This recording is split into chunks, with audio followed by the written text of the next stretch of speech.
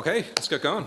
You're all very welcome to this talk, and the title is, actually I might move the microphone out of the way so I can see. So the title is Going the Last Mile. So it's the story of an Irish Python-based consultancy. So I hope it resonates with you wherever you are in your Python journey. So if you're starting off, if you're a veteran, if you're somewhere in the middle. So first part of the tale is an accidental programmer becomes a delusional data scientist, aided and abetted by Python. Now, I don't know about you guys, but what you intended to do with your lives, but I think I thought it was going to be a writer, or a rock star, or something, great fun. And I kind of ended up kind of falling into computing by accident. Right? Yeah, I couldn't grow a goatee, didn't look good in the beret, so not much point in being an artist. I ended up in a kind of an old school big org in the early 2000s, working on systems computing. So think waterfall, think very, very meetings where you're kind of really drilling down on the specifications. Very, very difficult to kind of do much experimentation. It was literally a mainframe, so the code was very much monolithic code.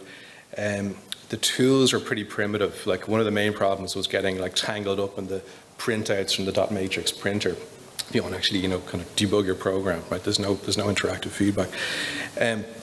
So there was no real room for experimentation or creativity. Now I didn't see a problem with this. It was just a paycheck. It's like whatever. And likely, I think very few people outside of maybe Silicon Valley thought that was a problem with enterprise computing in the early 2000s, right? We didn't really expect to be doing anything creative, to be honest.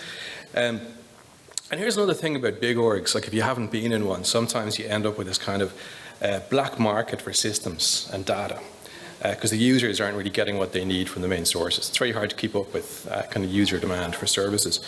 But what happens is these kind of siloed systems grow up and they become very valuable. And their origin might be really strange. So to give you one example, there was a guy who worked in a warehouse who created an inventory system using VBA.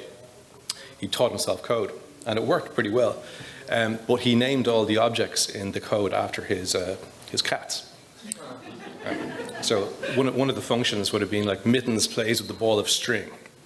All right, so I had to kind of go and rewrite that in Python. So it was great fun. But a lot of the work for Python really was bridging. So Python as a glue language. So like bridging these systems, all right, making them talk to each other because you had to get the data out and back into the main systems. Shell scripting was not really quite functional for a lot of it, especially dealing with text, right? And things like Java are a little bit too heavy to install on a couple of servers and try and get something working in a very lightweight manner. So Perl and then Python were just kind of just right. Very nice, light, highly functional scripting languages. So we were able to do kind of really cool things, like say take the database dump code out of something like Teradata, and then translate it on the fly into say like SAS load scripts or something like that, and then glue systems together, which you could also do with proprietary plugins, but it would cost you an awful lot of money, right? So one of the things I think I realized, and a lot of people realized, I think around that time, is that a lot of stuff is just text. All metadata is text. So we were able to do a lot, even just with the Python kind of standard library and with, say, just an import of regex, where you could do an awful lot there. There was another snag with big org in those days, is that coding wasn't really looked upon as a core part of the business. So if you wanted to advance, if you wanted to go, basically earn more money, you had to become a manager. So you kind of had to move away from the code like pretty quickly.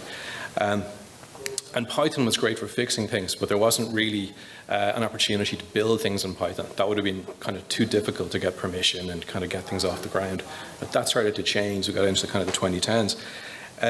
But actually what happened for me, it was interesting, and I think it happened for a lot of people around this time, is that the analytics or advanced analytics kind of hype started to really come in. So there was a book, Computing on Analytics by Davenport, around this time.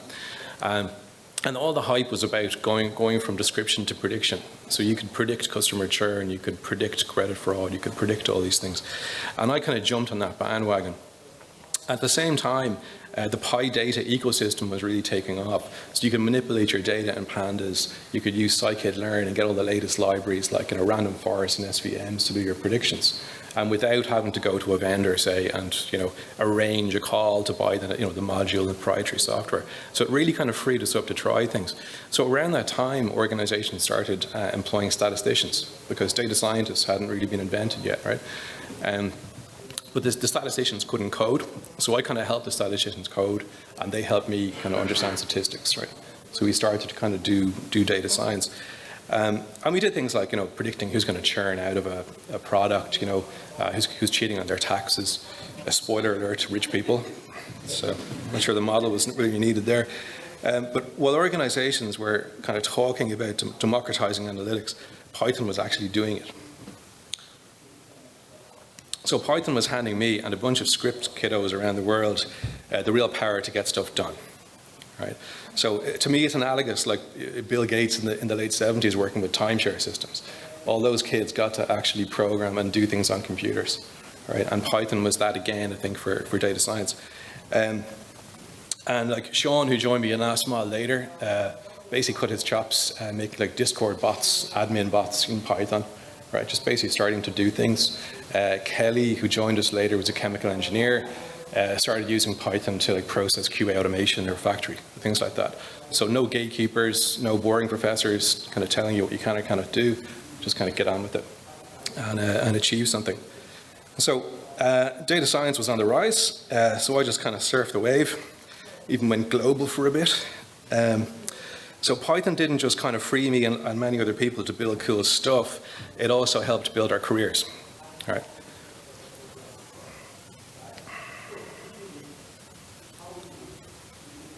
So why didn't I just kick off last mile then and just start, consulting?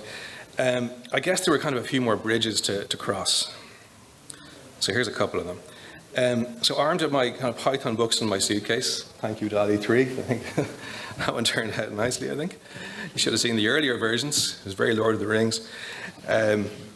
So I set off to kind of ply my trade as a data scientist, which was now the fancy new title, right, for someone who knew more, was the classic one, more programming than a statistician and more stats than a programmer, right?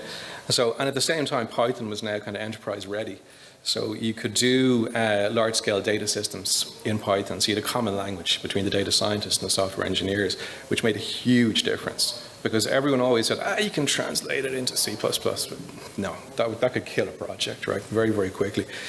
So, we had some great wins around that time. Containerization coming up, PySpark on top of Spark. A lot of cool things that actually made kind of the, turn from scripts to modules into enterprise systems that actually worked, right? Say one of the wins was I worked in a company in DataSpark in Singapore. We put together a really nice application that analyzed the flow of people in real time around the city, right? So real, serious number crunching, data science on top of it, nice web application, kind of getting things working end to end, right? So I think at this stage, kind of data science is kind of getting a bit more mature and into the real world stacks. But as you know, with every hype, there's always a correction, right? So I was kind of riding the crest of the data science wave at the time when I really did feel that first wave starting to crash. Yes, we had some successes, but also many problems. So sometimes you just don't have the data. You don't have labeled data to do supervised machine learning, for example. The use case is unclear, or it just turns out that machine learning is not the solution, right? So you're basically the hammer looking for a nail. And that's, we all say we're not going to do it. But, if you just spent a long time studying machine learning and you go into a company, you want to use machine learning, right? So, also, though, I realized at that time that I'm not a data scientist, right? I kind of think of science as like blackboard science and bench science, and I like blackboard science. I like algorithms, I like maths. I don't like stats, I don't like experimentation. And I think like that, it's a different kind of mindset. And the data scientists, the really good ones that I've met, have incredible rigor and patience for experimentation, which I don't. I kind of get to n equals 3. That's kind of enough for me, But I think it's a great moment in your career when you realize that something isn't for you. And often the best way to figure that out is just give it a shot.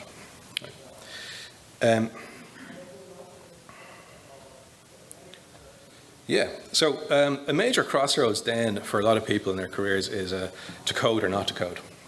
Right. So, you know, what's the next thing? Like, do I stop coding? Do I do something else?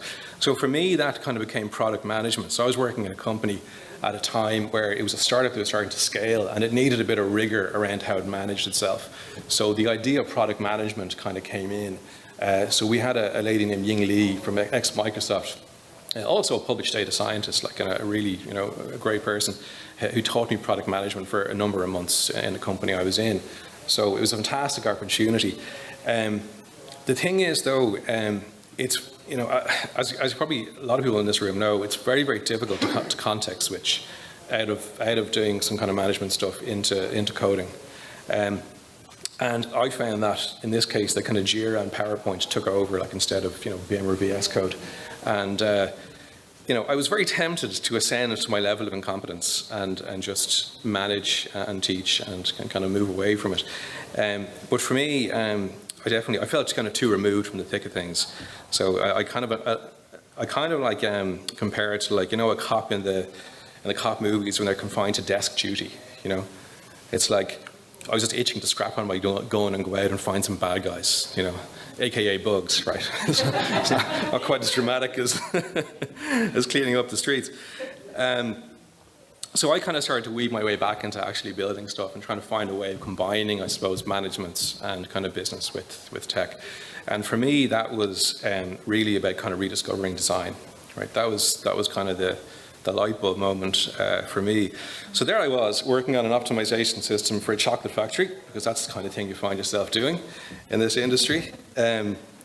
And it turned out that there was not really a problem with our optimization system as such. The problem was we didn't really understand the actual process we were trying to optimize. And it turned out that the company didn't really understand the process they were trying to optimize. And this is actually a really common problem in business, because things just arise organically. Right? So the big four actually make a huge amount of money on this premise. They go into a company and say, we're going to tell you how your company works.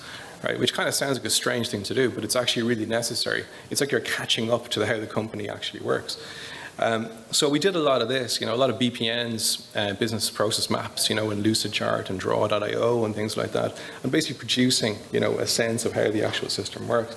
And the funny thing is that at the end of the project, the BPM, a diagram, was actually possibly as valuable as the whole system we put in, because plants were able to take that, go to another plant, say, okay, here's best practice, here's what we're doing.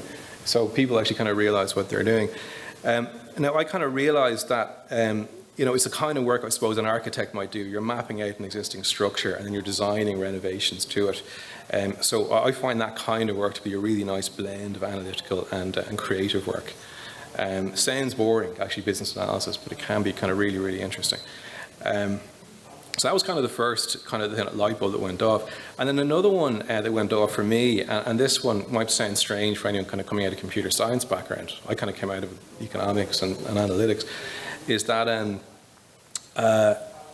thinking of algorithms is actually design, right? Thinking of algorithms is something interesting. So I kind of took algorithmic thinking into the category of design. So I was kind of coming at coding kind of from very much from a recipe point of view. And then algorithms, discovering algorithms meant actually, oh, wait a second, I can actually work with the ingredients. And you have a huge more amount of power then to actually create systems that are actually interesting, right? You're not just kind of, you know, putting the blocks together. So there's a great resource I use at the time, which is problem solving with algorithms and data structures using Python by Miller and Random, which is free online, actually. It's amazing. It's a Rune Academy, I think it is. And I bought Nuth, of course, and it's taking up a lot of space in my bookshelves at the moment, The Art of Programming. I dust it every now and then, and that's my interaction with Nuth. This Christmas will be different. I'll come back next year. I'll basically summarize The Art of Programming for you. Bill Gates will give me a job. Remember the famous thing? If anyone reads this whole thing, we'll see. We'll see. The Christmas turkey might prevail. But the thing about algorithms is that I find them to be, you know, they're a much more pure representation of the problem and the solution. So it really allows you to kind of focus in on the solution. Whereas if you start with the tools, start with Pandas, start with Airflow, start with the database, start with RBAC, it's sometimes you lose the solution, you lose the elegance of the solution. So, you know, for me, algorithms is kind of really something to focus on. And I think if you're coming in at computer science from a data science background. That might be just an interesting way to start thinking about software engineering. So I kind of started to realize that computer science is more a collection of ideas and conceptual tools as opposed to kind of implementations and frameworks. And then software engineering, following from that, is kind of a creative act of design. It's not just kind of putting recipes together, right? So hopefully not news for anyone who's really, enjoying their software engineering career. Now, around this time, I took on a job to convert some SAS code into Python for a financial services company. I wasn't great at Python at the time, but it seemed fairly straightforward. Kind of got it done, great. And then it kind of came back to me and said, but yeah, we said it's meant to work on a GPU. And I was like, what's a GPU? Oh, okay, the thing people use for gaming, right? Great, okay. So I kind of got into number programming and CUDA, which is kind of the interface into the NVIDIA systems. So Python number sits on top of that. And the great thing about it is that when you're in a number kernel or a CUDA kernel, you can't use any of the other parts of the standard Python library. Of the extended library. It's only the standard library and a very limited subset of that. So you have to write. You're writing it's just primitives, arrays, loops, while, that's all it is. So it's a great way of kind of going from algorithmic thinking into actually writing a system, right? As opposed to something like MapReduce or something where you're taken really into implementation. This is really kind of, very algorithmic. It's a very, very nice way to code. Also, it does require some hardware understanding. So you're managing threads. You're kind of getting to know things like warps and shared memory on the GPU and stuff like that. Also, the documentation around Python is really bad, which is great because it means that you kind of have to go and do some C++ and see how the underlying implementation works, right? And kind of go back and forth. And the C++ involved is very straightforward. It's not very kind of deep hierarchical classes and stuff. Again, it's kind of back to primitives. It's very, very easy, and it's a really nice way into C++ actually. You could kind of do a quick Udemy course in C++ a couple of days, do a CUDA course, and you're up and running, like in the space of a week. So diving into CUDA was a fantastic way to kind of strip everything back and focus solely on designing and implementing algorithms, right? And I'm going to have to go faster. Okay, so kind of we're back to software engineering. So, well, I'm actually okay. So armed with CUDA and a GPU, it kind of dawned on me you can actually write a high-performance, complex financial application all by yourself, right? Which is like what incredible power, in this ecosystem. And then at the same time, the kind of extended Python ecosystem is so mature and powerful that if you have a small team, you could probably pull off some really big things, right? So we formed a team in Last Mile with Sean here, with Kelly, with Harshal, with Ida. And so we have a talented team going on. But kind of to bring it back to Python, it's the power of Python and enterprise web applications is really there now. So like think fast API, think pedantic. So we're rocking Python almost kind of all the way through our backend stack, right? We rarely have to go outside of it. Now, kind of going back to AI, I see AI as a really crucial ingredient in a successful application now, like not the whole story, or in most applications. And then within AI, another thing that kind of light that went off for me this year is that like ML is not the only show in town. So I've gone back to AMA, Artificial Intelligence, a Modern Approach by Russell. And the great thing about it doesn't mention ML until about page 300 or something, right? So like, again, anyone who's come through the classic training, might know this already, but like going back and getting the planning algorithms, A-star, all that stuff really, kind of into your kind of toolbox, you start to see that an awful lot of business problems you can solve with kind of classic AI in conjunction with ML, in conjunction with other things. And of course, with generative AI now, it's a great enabler to create new applications. So like, I don't know about you guys, but I'm coding probably, I'd say net 3 times faster now, maybe 5 times faster. Right, some days it's 10 times faster. Some days, basically ChatGPT gives me some pile of nonsense, and I look at it, and are you sure? Oh yeah, it's fine. Yeah. So it's basically like trying to work with a very talented psychotic developer. So you're also kind of training your advanced management skills at the same time. But it's helping us go faster and faster. And then, of course, generative AI as a core technology within applications is the thing that's on my mind now every day, right? Like that's where it's at. Like we can use these things, we can create GPTs and all that stuff, but how do we create our own applications using this? So the kind of the way I'm thinking about it at the moment is using AI to create AI. Right? Using these AIs to create very lightweight, specialized AIs that I can control. right? Where I know every line of code, I control the data, I control the hosting, and that's how I'm going to create value for customers and create IP. Right? I think we need decentralized AI. As Peter Thiel kind of oddly said once, but I think it's starting to make sense to me, is that AI is communism, whereas blockchain is capitalism. I think we're going to need AI on the edge. We're going to need AI that we can control and run from different parts of the ecosystem. Centralized AI will have its moment, just the way mainframes did. But I think we're going to need AI to kind of basically live all across the ecosystem. So yeah, end of rant on the future of LLMs. Okay, so kind of the next thing to talk about is just one more detour I took from just delivering business value with Python. So yeah, stick to the path, my friends, especially when some shiny new technology is tempting you from the woods, right? And saying, yeah, use me, use me. Yeah, we were nearly done in by microservices, I have to admit. So we had a very valid use case. We were deploying some transformer inference. We needed some really powerful high burst compute. We didn't want to pay for a server to be on. Lambdas turned out to be a really, really good solution for that, backed by containers. So we worked with a partner, Bojan, some of you might know in Softerific on this. We came up with a really, really nice solution. And then I had a really bright idea. I said, well, if that's a microservice, why isn't everything in the application a microservice? That's what the book said. Okay, a couple of weeks later, lost a bit of hair on that. We started to roll it back. A couple of the reasons.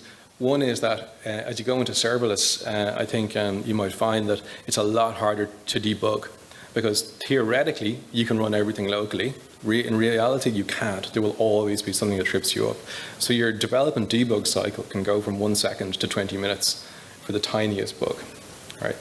And that's going to kill your application. So we just stripped it right back. Okay, microservices when you need them. Make sure everything is deployable locally. Everything else. So we managed to kind of pull that back pretty nicely. The second thing that really helped is we basically got into infrastructure as code. Right, so Kelly got into CloudFormation, and we used that to templatize absolutely everything. It was who's going to remember the permission and security group that you used to allow the Lambda to connect to the database. Oh, and allow the database to accept the Lambda incoming connection, right? So IAC for us certainly has become really, really important, and has allowed us to become kind of, I guess, more truly full stack, right, from right the way into the architecture. And I think that's probably going to be something we're going to see teams doing kind of more and more. And just kind of going across those different modalities so you can produce a system. Because if you have a separate company doing that, I don't even want to think what those meetings would be like. It's going to get very, very complicated very fast. So, yeah, so all good in the end. But yeah, just, don't wander off the path, my friends. You'll be swallowed up by the grey goo of technological sorcery. That's my injunction. So, okay, last part of the tale. The next thing that I think occurred to me, and I think again, it's not just me, I think I'm just tuning in to kind of the zeitgeist here a little bit, is because I'm seeing the whole maker movement really take off the last few years. But the kind of realization is, if you're going to build stuff with Python, well, why not build stuff, right? Why not actually build actual stuff? So in other words, for me, it goes back to Peter Thiel's bits and atoms here. And by the way, I'm not a huge fan of Peter Thiel in other ways, right? But it's got some amazing ideas. Basically, it's about creating things that blend the digital and physical worlds, right? Making a real tangible impact kind of out there, right? So certainly we're becoming very, very, very interested in integrating AI with IoT the last couple of years. I think IoT is going to have a massive resurgence now when it's going to be powered by AI. Connectivity is getting much better. LoRaWAN is getting really interesting. They managed to connect LoRaWAN directly with a satellite there kind of last year. So we're kind of getting some really interesting partnerships with in manufacturing, agri-tech, even biotech, and like from a personal developer experience, like working with Raspberry Pis and Arduinos and things like that, I think it's really kind of becoming the right time to do it, and to kind of extend the engineering mindset outside of software and into hardware, into controlling and working with hardware in kind of seamless ways. So that's kind of the way I'm thinking at the moment. And going back to LLMs. I think that what they're going to do for us is reduce friction, because they accelerate our learning and development and deployment, and they allow us as engineers to start working across multiple modalities, right? Whereas before, it just would have taken too long, right? It would have taken too long for a company to kind of get up on all the different things it would have to do to get into hardware. Right. So I think we're going to start seeing a little bit of a, breaking down of those borders between hardware and software engineering. Yeah, okay, and that's it. Thanks for listening. I'm rattling on GitHub. I'm John Curry, obviously, on LinkedIn, and I'm at www.lastmile-ai.com. Can't believe I said the www part. Didn't say http://. Okay, thanks very much, and yeah, talk to you. And if there's time for questions, then I'm glad to take questions. The images were really, really cool. Did you generate them yourself, or how did they come about? Yeah, the workflow I kind of caught on to the last couple of days is I was going directly to DALL-E 3 and ChatGPT, and it was giving me a really crazy mess of stuff. So then I basically did a two-step process. I said, here's my concept to ChatGPT. Can you generate a description that DALL-E 3 is going to turn into something that makes sense? So that was my workflow.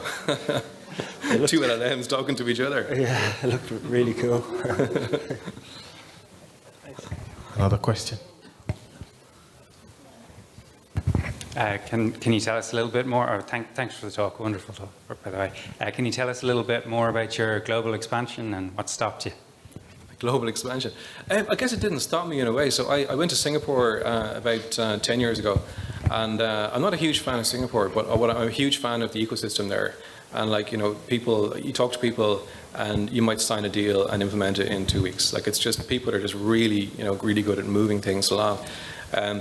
So when I came back, I kind of retained that network. So a lot of our customers are now actually based in Singapore. So yeah, I kind of feel like I have that connection. I'll probably go out again at some stage if my wife will allow me to uproot us again. But yeah, it's I think Ireland's a grand place to to work from. But 90% of our customers are outside of Ireland. So it's America, US, and Singapore.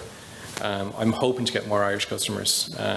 But I think we have a long way to go in Ireland to understand, for the non-tech industry to understand the tech industry, and to kind of be open to working with smaller players. I'm hoping to kind of break that down a bit and get some really nice work, as I suppose everyone in this room is thinking, yeah.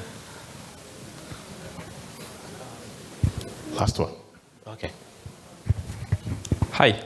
Not really a question, but you've been talking a lot about LLMs on the edge and IoTs and things like that. Yep. So I run a startup which builds LLMs that run on iPhones. So we should probably talk. We should definitely talk. What's your name? G2. G2. Great. Yeah. Chat to you later. Yeah, great stuff. Yeah.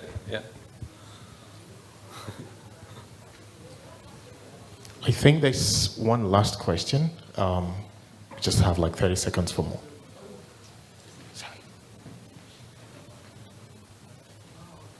Thank you. Hi, thank you for the talk. In a nutshell, what advice would you give to somebody non-technical, zero technical background, that discovered Python and loves it and wants to get into tech industry, since you were talking about? Well, it's a great question. I think don't get too bogged down in the descriptions of all the different specialisms. Don't think you have to decide too early, because solution architect, there's data scientist, ML engineer, ML ops, there's so many things. But those labels, they just change and merge over the years anyway.